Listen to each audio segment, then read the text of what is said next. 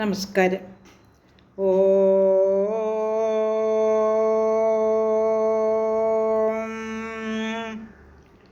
ഓ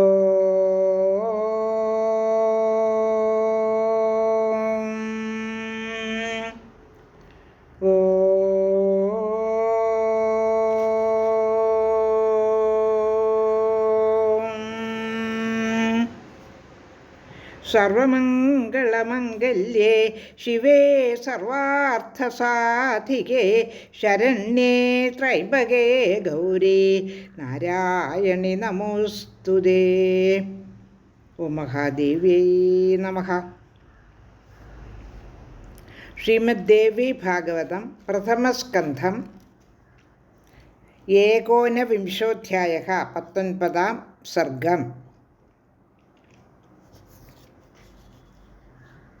ശ്രീശുകൻ ജനക മഹാരാജാവിനോട് തൻ്റെ സംശയങ്ങളെല്ലാം ചോദിച്ച് സംശയനിവൃത്തി വരുത്തുകയാണ്. സ്ത്രീകളുമായി സദാ സംസർഗം ചെയ്യുന്നതുകൊണ്ട് മനുഷ്യൻ വിഷയഭോഗത്തിൽ എപ്പോഴും സുഖം കണ്ടെത്തുകയാണല്ലോ ചെയ്യുന്നത്. അത് ലഭിച്ചില്ലെങ്കിൽ അവന് ദുഃഖമുണ്ടാവുകയും ചെയ്യും. ഇങ്ങനെയൊക്കെ ആകുമ്പോൾ എങ്ങനെയാണ് ജീവൻ മുക്തനാകുന്നത് എന്ന് ശ്രീശുകൻ ജനകനോട് ചോദിക്കുന്നു. അപ്പോൾ ജനകൻ മറുപടി പറയുന്നത്, വളരെയധികം ആസക്തിയോടുകൂടി ചെയ്യുന്നത് ഹിംസയാവൂ എന്നാണ് പറയുന്നത്. ഉത്തരം: മറ്റൊരു തരത്തിലുള്ളതും ഹിംസയല്ല. വിറകുമായി ചേരുന്നത് കൊണ്ടാണല്ലോ അഗ്നിയിൽ പുകയുണ്ടാകുന്നത്. അതുപോലെ വേദോക്തമായ ഹിംസയെ അഹിംസയായി തന്നെ കാണണം.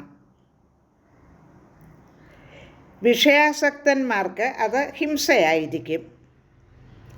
ആസക്തി, അതായത് വളരെയധികം ആഗ്രഹമില്ലാതെയും അഹങ്കാരമില്ലാതെയും ചെയ്യുന്ന ഏത് കർമ്മവും ചെയ്യാത്തതായിട്ട് അറിയണമെന്നാണ് ബുദ്ധിമാന്മാർ പറയുന്നത്.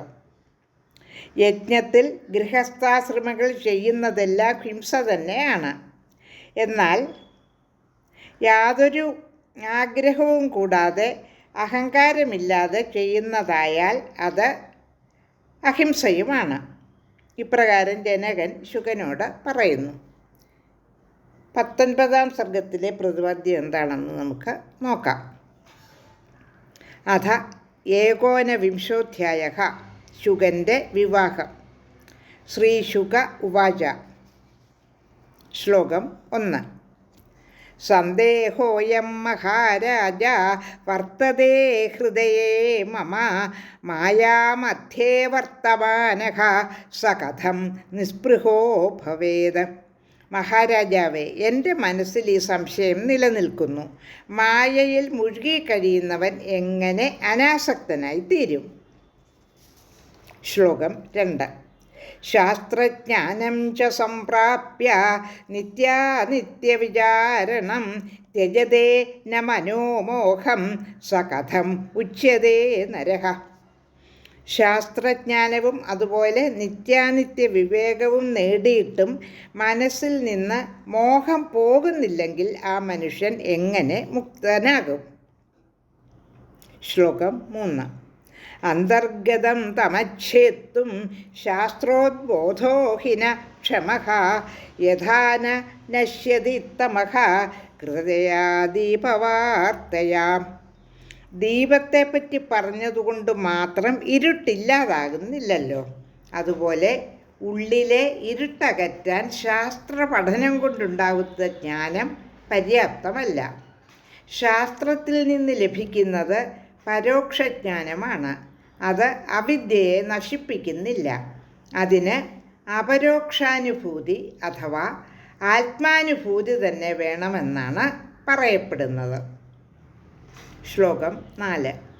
അദ്രോഹ സർവഭൂതേഷു കർത്തവ്യഃ സർവദാ ബുധൈഃ സ കഥം രാജശാർദൂല ഗൃഹസ്ഥസ്യ ഭവേത് തഥാ. ജ്ഞാനികൾ ഒരിക്കലും ഒരു പ്രാണിയെപ്പോലും ദ്രോഹിക്കരുത്. രാജർഷേ, അതെങ്ങനെ ഒരു ഗൃഹസ്ഥന് സാധ്യമാവും? ശ്ലോകം 5. ചിത്തൈഷണാനദേശാന്ത തഥാ രാജ്യസുഖൈഷണാഖ ജയൈഷണാ ച സംഗ്രാമേ ജീവൻ മുക്ത കഥം ഭവേഹ. അങ്ങയുടെ മനസ്സിലെ ആഗ്രഹങ്ങൾ അടങ്ങിയിട്ടില്ല. രാജഭോഗങ്ങൾ അനുഭവിക്കാനുള്ള ആഗ്രഹവും അങ്ങനെ തന്നെ. യുദ്ധത്തിൽ ജയിക്കാനുള്ള ആഗ്രഹവും ഉണ്ട്. ആ അങ്ങ് ജീവൻ മുക്തനാകുന്നത് ഇങ്ങനെയാണ്. 19-ാം സർഗത്തിലെ 5 ശ്ലോകങ്ങളാണ് പാരായണം ചെയ്തത്. ലോകാ സമസ്ത സുഖിനോ ഭവന്തു.